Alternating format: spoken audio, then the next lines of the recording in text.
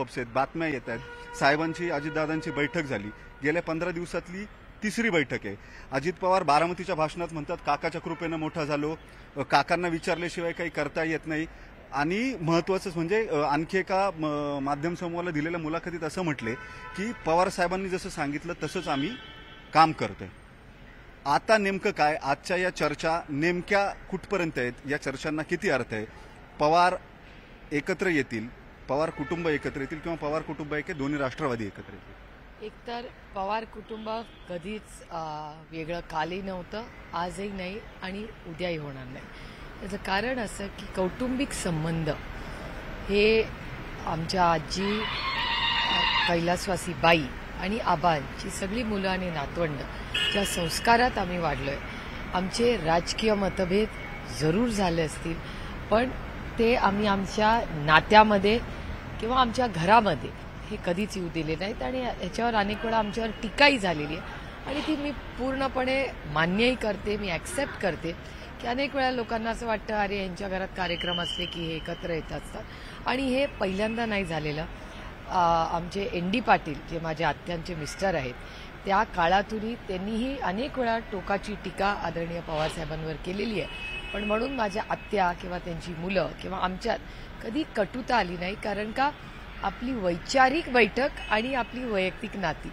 आणि आजही तुम्ही बघाल की दिल्लीमध्ये अनेक वेळा माझे फोटोही मी खूप म्हणजे पारदर्शक आयुष्य जे मी जगते त्याच्यात भारतीय जनता पक्षात कदाचित आपापसात त्यांचे ऋणानं बंध प्रेमाची नाती नसतील एवढी आमची अनेक दशकं राहिलेली आहे. आणि याचं सगळं क्रेडिट मी कैलासवासी यशवंतराव चव्हाणांना देईन, कारण का चव्हाण साहेबांनी नेहमीच त्यांच्या सगळ्याच संस्कारांमध्ये त्यांच्या पुस्तकांमध्ये लिहिलंय की आपला विरोधक हा शत्रू नसतो, ती एक वैचारिक मतभेद आहे. आणि एका सशक्त लोकशाहीमध्ये मतभेद हे असलेच पाहिजेत, मनभेद असता कामा नये.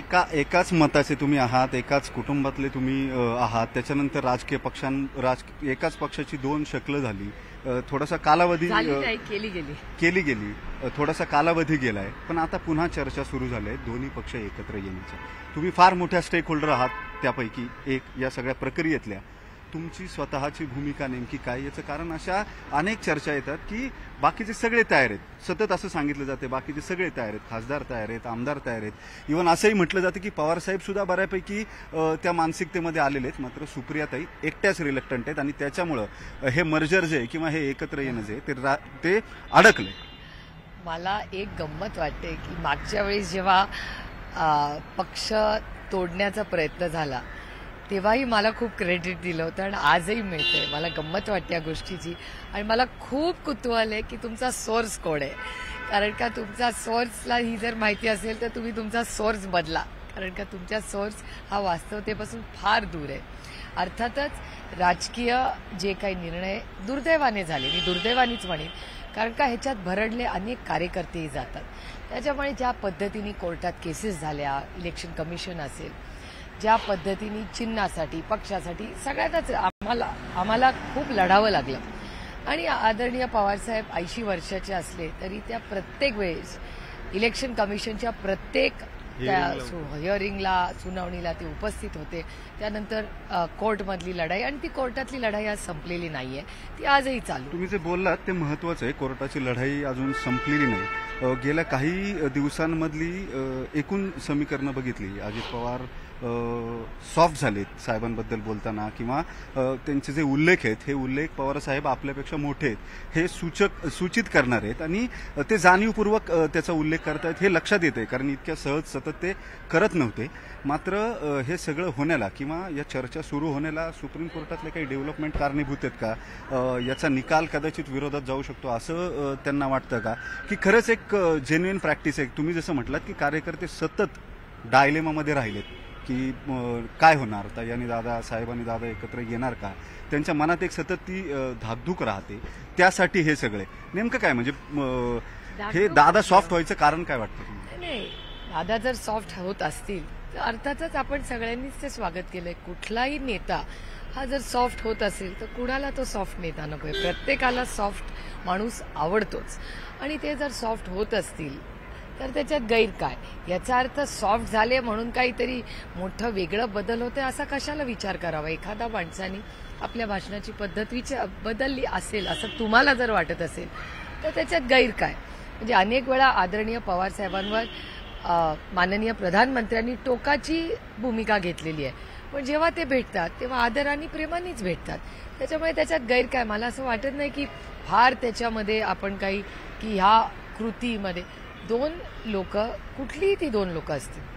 अनेक वेळा आम्ही म्हणजे आता मी ज्या मीटिंगसाठी चालले दिल्लीला, वन नेशन वन इलेक्शन, आता त्याच्यात आम्ही काही अनेक राजकीय पक्ष युपीए वर्सेस एनडीए म्हणून नाही लढत. आम्ही तिथे देशाच्या हितासाठी एकत्र आहोत. आता एक भारतात सिलेक्ट कमिटी आहे इन्कम टॅक्सची. इन्कम टॅक्समध्ये अनेक बदल होत आहेत, त्याच्यातही मला संधी मिळाली काम करायची. आता one nation one election joint parliamentary committee JPC किंवा ही कमिटी असेल किंवा अनेक जण आम्ही होम कमिटीमध्ये एकत्र काम करतो, वेगळ्या पक्षाचे, वेगळ्या विचारांचे. पण जेव्हा नॅशनल सिक्युरिटीचा विषय होतो, देशाच्या हिताचा विषय येतो, तेव्हा सगळे आम्ही अर्थातच एका विचारानेच काम करतो.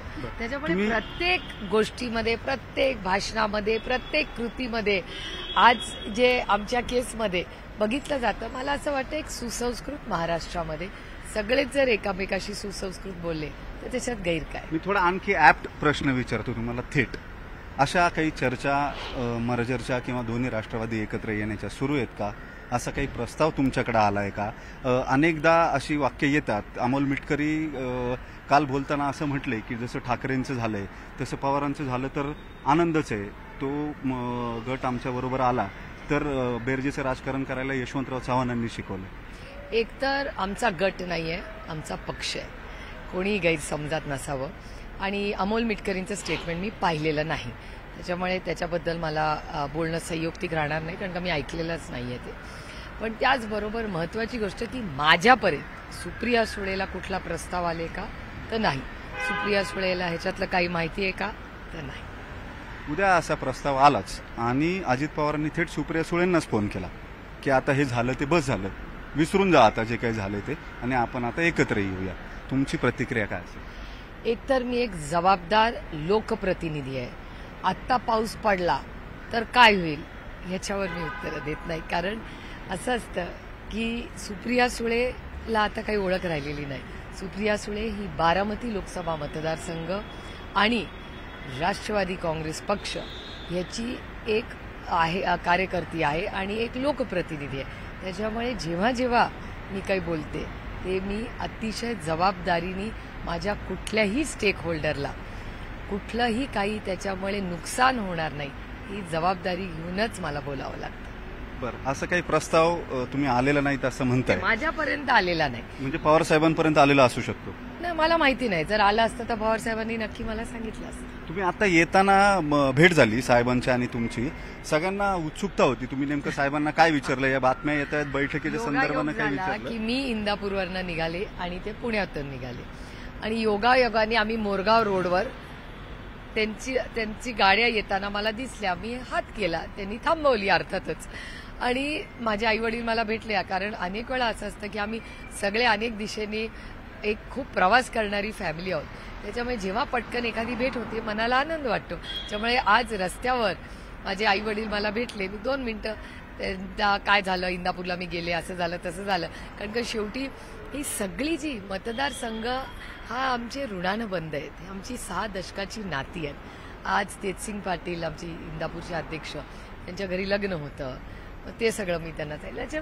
त्यामुळे हे ज्या प्रत्येक गोष्टी, म्हणजे मला गंमत अशी वाटते. बापलेकीमध्ये गॉसिप होतं, काय केलंय, कुठं गेले, तेवढंच. हो, अर्थातच. आणि ते गॉसिप नसतं, ते वास्तव असतं.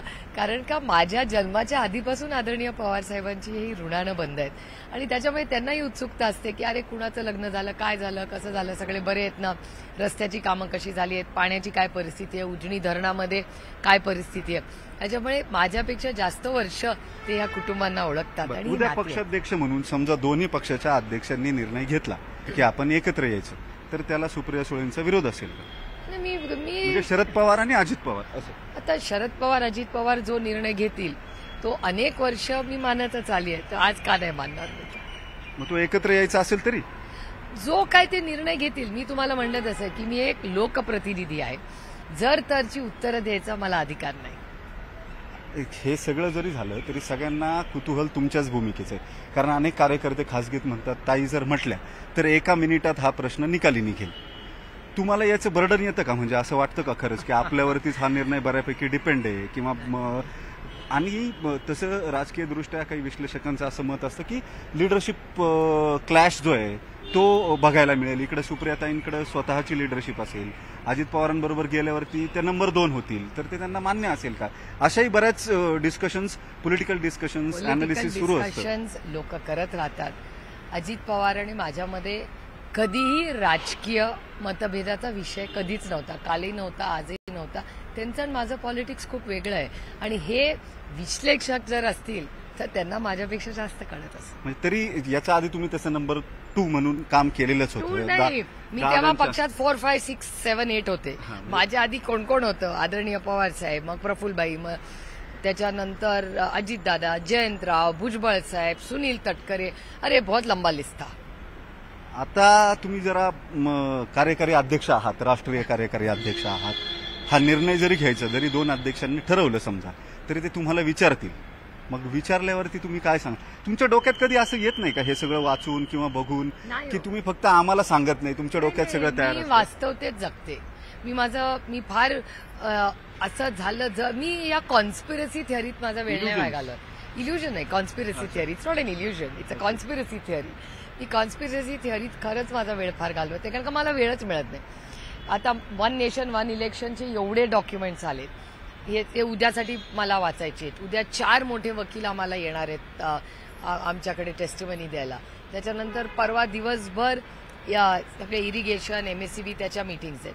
त्याच्यानंतर परत 2 दिवस सिलेक्ट कमिटी, इन्कम टॅक्सचे सगळे एवढे कागद वाचायला आलेत. त्यामुळे वाचण्यातून वेळ मिळेल आणि मतदारसंघातून वेळ मिळेल तर दुसरा काहीतरी कॉन्स्पिरसी थिअरी करायला खरंच वेळ मिळत नाही. और नेटफ्लिक्स बघायला पण वेळ मिळत नाही. कॉन्स्पिरसी आणखी एक कुटुंबाच्या एकत्रीकरणाचा मुद्दा, जे कुटुंब तुमच्याही फार जवळचं आहे, सगळे सदस्य जवळचे, ते ठाकरे कुटुंब.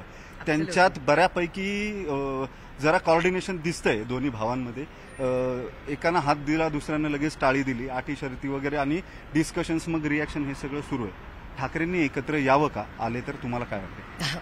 एक तर कोणी काय करावं हे इतकी मोठी मी नाही झाले की कोणाला मार्गदर्शन करीन. पण कुणालाही जर कुठल्याही नात्यात कोणी एकत्र आलं तर त्यांच्या आनंदात आपण आनंद आणि समाधान मानलंच पाहिजे. आणि आमचे पवार कुटुंबाचे आणि ठाकरे कुटुंबाचे 6 दशकाचे ऋणानं बंध राहिलेत. मी 6 महिन्याची असल्यापासून बाळासाहेबांच्या घरी गेलेली आहे. त्याच्यामुळे माझ्यासाठी उद्धवजी आणि राजजी हे दोघं माझे मोठे भाऊच आहेत. आणि माझे 2 मोठे भाऊ जर एकत्र येणार असतील आणि महाराष्ट्राच्या हितासाठी काम करणार असतील तरी म्हणजे it's the cherry on the icing on the cake. आणखी एक